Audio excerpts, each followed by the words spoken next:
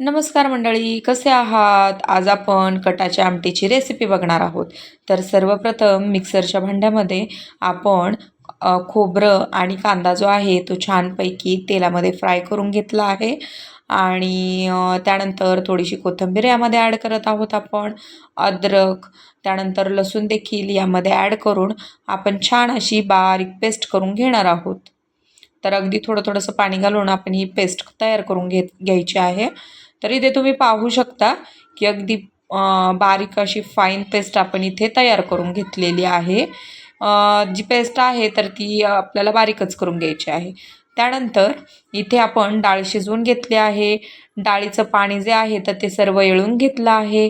त्यानंतर आपण जे येळलेलं पाणी आहे त्यामध्ये आपण ही डाळ कुस्करून बारीक करून टाकलेली आहे आणि संपूर्णपणे एकजीव करून ठेवायची आहे.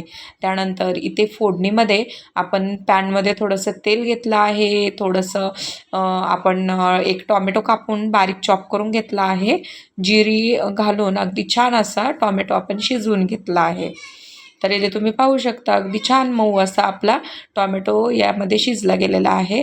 त्यानंतर कढीपत्त्याची देखील आपण फोडणी घालून घेत आहोत.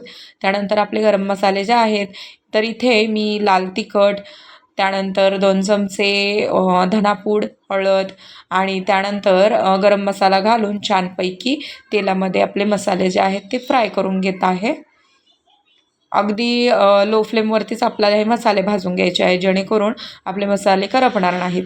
त्यानंतर आपण जे वाटण तयार करून घेतलेलं होतं तर ते यामध्ये घालून संपूर्णपणे एकजीव करून आपण मस्त असं याला भाजत ठेवणार आहोत.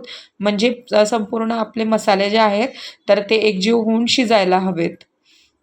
इथे तुम्ही पाहू शकता की मसाले अगदी छान असे शिजले आहेत. तर अगदी थोडंसं पाणी घालून आपण, आणि पाणी मात्र जे आहे तर ते गरमच वापरायचं आहे आपल्याला. तर इथे तुम्ही पाहू शकता थोडंसं आपण पाणी घालून शिजण्यासाठी ठेवला होता मसाला. तर तुम्ही पाहू शकता अगदी आपल्या मसाल्यांनी छान तेल सोडलं आहे. त्यानंतर आपण जे डाळ मिक्स करून ठेवलेलं पाणी जे होतं येळणाचं तर ते यामध्ये घालून घ्यायचं आहे. त्यानंतर छानपैकी आपली आमटी जी आहे तर ती झाकण ठेवून आपल्याला उकळून घ्यायची आहे. तर इथे तुम्ही पाहू शकता अगदी झटपट अशी आणि खूप कमी वेळात, खूप कमी साहित्यामध्ये अगदी पटकन अशी ही आपली पुरणपोळीसोबत आपण जी वेळणाची आमटी खातो, म्हणजेच जी कटाची आमटी खातो, तर इथे बनवून तयार झालेली आहे. ही रेसिपी तुम्हाला कशी वाटली कमेंटद्वारे नक्की